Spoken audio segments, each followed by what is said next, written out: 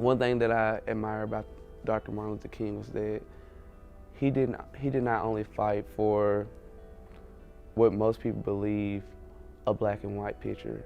He fought for equality amongst all races, and that's something that I idolize about him. That he took every individual as an individual and used that to fuel his purpose, which was to have freedom across the board for all of us. Growing up, you really had to go out there and find your own motivation.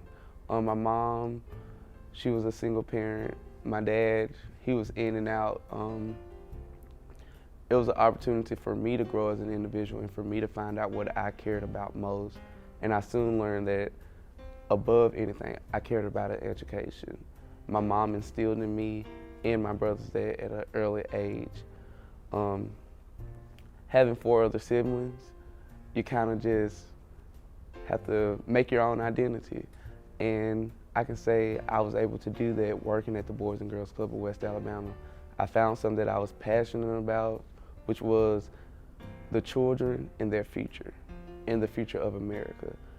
Without them, I don't think I could have the fuel or the energy to kind of keep pressing forward. It's because I know that they're looking at me, watching my every step and every move, from the way I dress to the way I talk to what goals have I accomplished to help encourage them. So every day I'm like, Tyler, you have to go out there, you have to do your best, you have to change the world for the world, because at the end of the day, we're raising the future. My ultimate goal in life is to become a teacher, well, a principal of one of my elementary schools, Holt Elementary. That would be my dream job. It comes from working with kids so much. You realize that authoritative figures such as teachers and principals and coaches have such a great impact on their lives in determining their success that I believe God has put me in a place to where I'm able to encourage them and motivate them to do things in which sometimes they don't really see that they have the potential to do.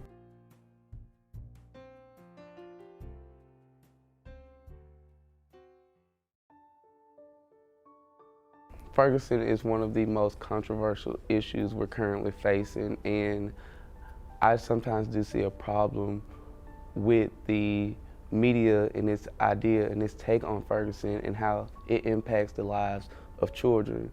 You have some children who are now looking at policemen as a threat.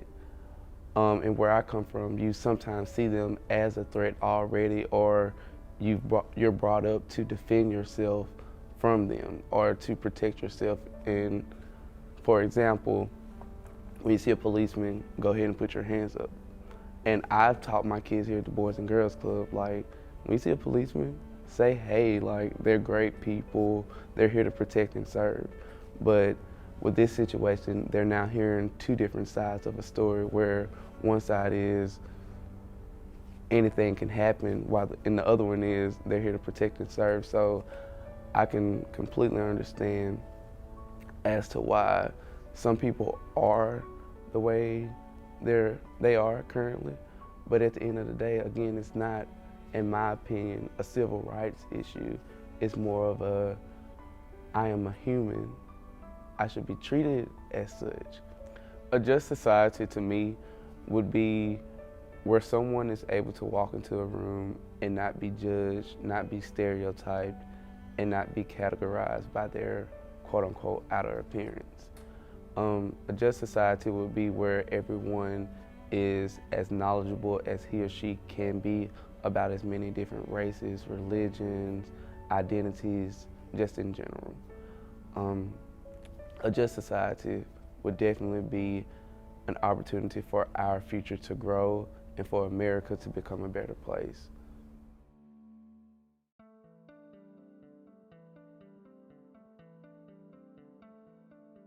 What I've read and what I've seen, what I've heard, I've been very impressed with Dr. King and the things. He had a lot of vision, a lot of forethought, and you know, he did. He just wanted a better community, trying to address the fact of the poor, trying to address the ones that was oppressed, the needy. He tried to address the issues in a non-violent way. And I was very impressed with that because that went right along with the concepts of what we needed in law enforcement. I was trying to do something on a very local, very small area with what he was doing nationally. I can't imagine all that he had to go through and what he had to have vision to see that and make a national change that he's made.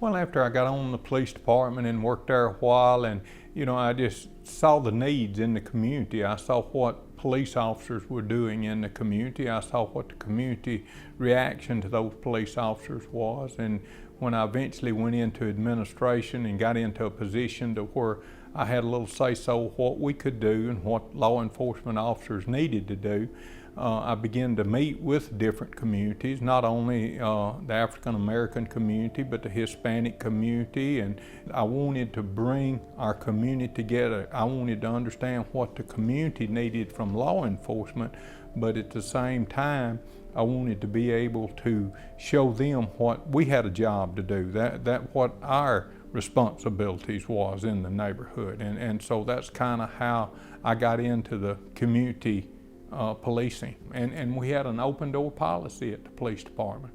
The community knew that they could come in and tell us when they were having a problem.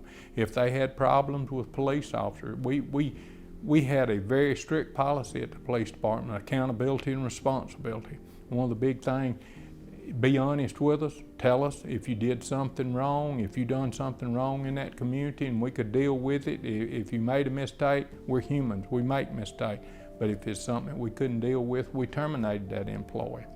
And we also did the community the very same way. We had a strict policy. If they was out there breaking the law, regardless who it was, they went to jail. We had to do what we had to do as far as accountability and responsibility.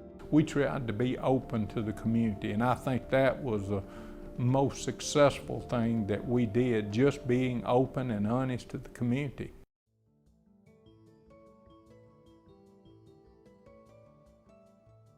I'm currently president of the Salvation Army.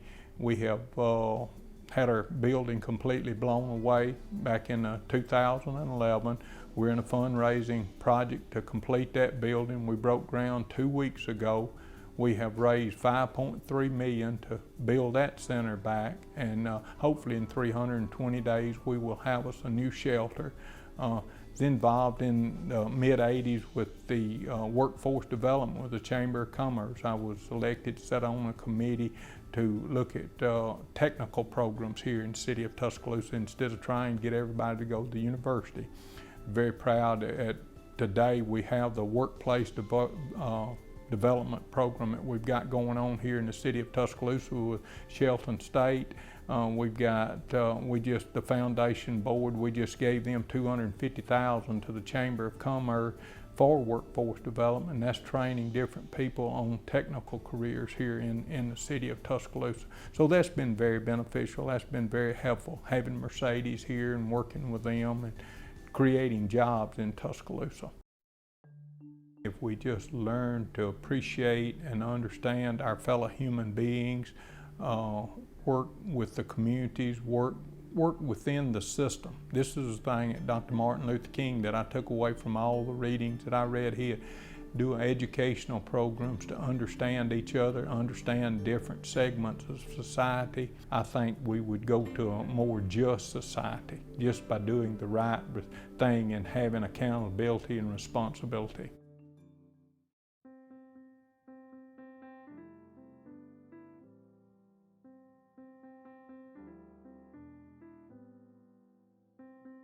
Dr. King was probably one of the strongest men, persons that I know. The fact that he did not or abhorred violence did not necessarily mean that he was not a strong person. It meant he was a stronger than the usual. I doubt very seriously, though I am a lover of peace, whether I could have gone through some of the things that he went through and still remained nonviolent. I felt as if by just being as competent and capable as I can, I would knock down a lot of barriers. I was interested in art and in science. As a matter of fact, art and science sort of battled each other throughout my career until I decided one day I'm going to combine both.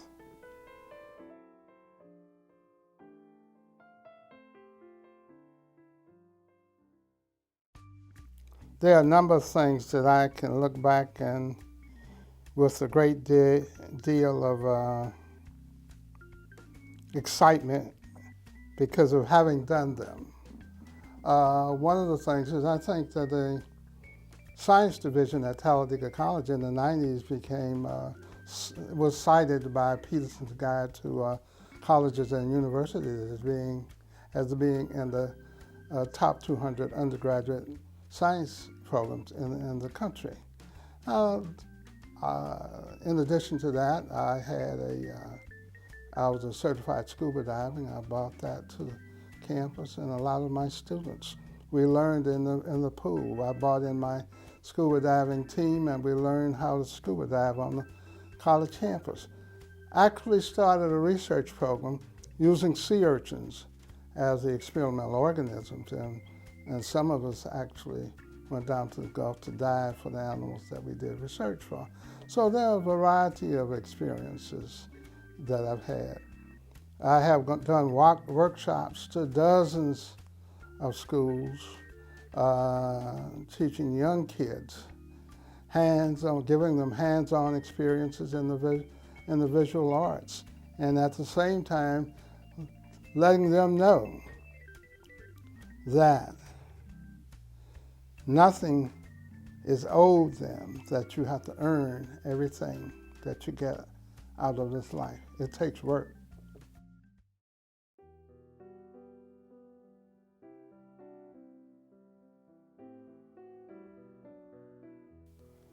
But what bothered me, and it still bothers me to this day, is man inhumanity to man. I don't know how man can do some of the things that he does. And sometimes when you have hope that things are on the right path, your dreams and your visions and your anticipations are dashed by someone who does something utterly stupid. The only way to move forward is to love thy neighbor. I say I'm the father of hundreds of kids whom I hear from today, and I hope that I was as good a role model as King and some of the others were to me. I think that that's what life is all about. I get so I can give to other people, and that's exactly my mantra. That's what I do. And I'm so happy to say that I've done that in a number of different cases, in science, in art, and wherever I can.